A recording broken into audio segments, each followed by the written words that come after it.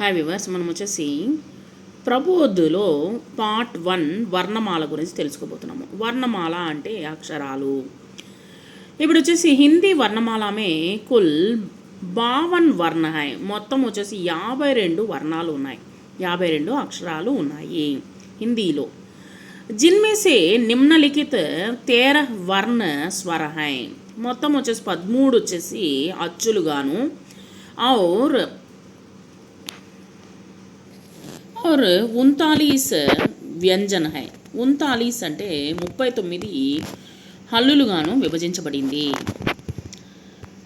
So ఇది వచ్చేసి గమనించుకోండి. వర్ణమాల అంటే అక్షరాలు.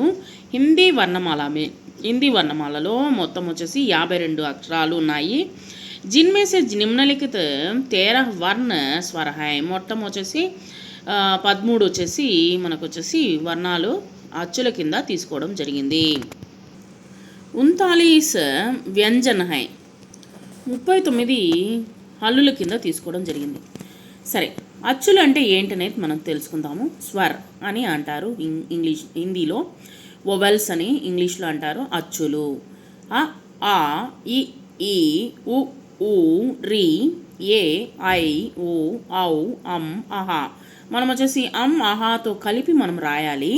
ఆ తర్వాత వచ్చేసి సరే అమ్, అహాతో కలిపి రాయాలి, కానీ ఓవల్స్ వచ్చేసి ఔ వరకే మనము తీసుకోవడం జరిగింది.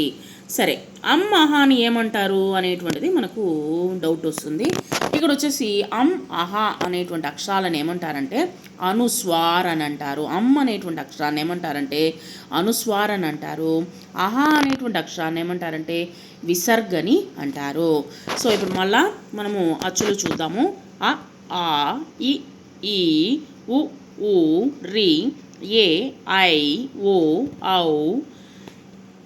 తర్వాత అమ్మ వచ్చేసి అనుస్వార్, అహా వచ్చేసి విసర్గ. తర్వాత వచ్చేసి హల్లులను వచ్చేసి వ్యంజన్ అని అంటారు, కాన్సోనెంట్స్. సో మనకు 39 హల్లులు ఉన్నాయి. క, ఖ, గ, ఘ, జ్ఞ, చ, ఛ, జ, ఝ, జ్ఞ, ట, ట, డ, ఢ, ణ, త, థ, ద, ధ, న, ప, ప, భ, భ, మ, య, ర, ల, వ, శ, ష, స, హ, క్ష, త్ర, జ్ఞ, శ్ర. సో ఈ విధంగా వచ్చేసి మనకు ఇవన్నీ వచ్చేసి హల్లుల కింద తీసుకోవడం జరిగింది.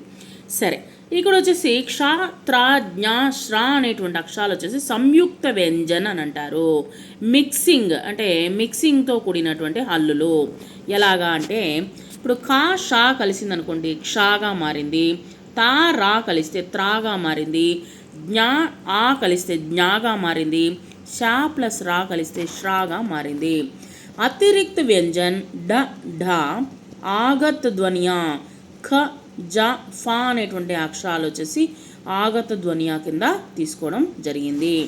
సో ఈ విధంగా వచ్చేసి హల్లులను వచ్చేసి మనము విభజించడము జరిగింది.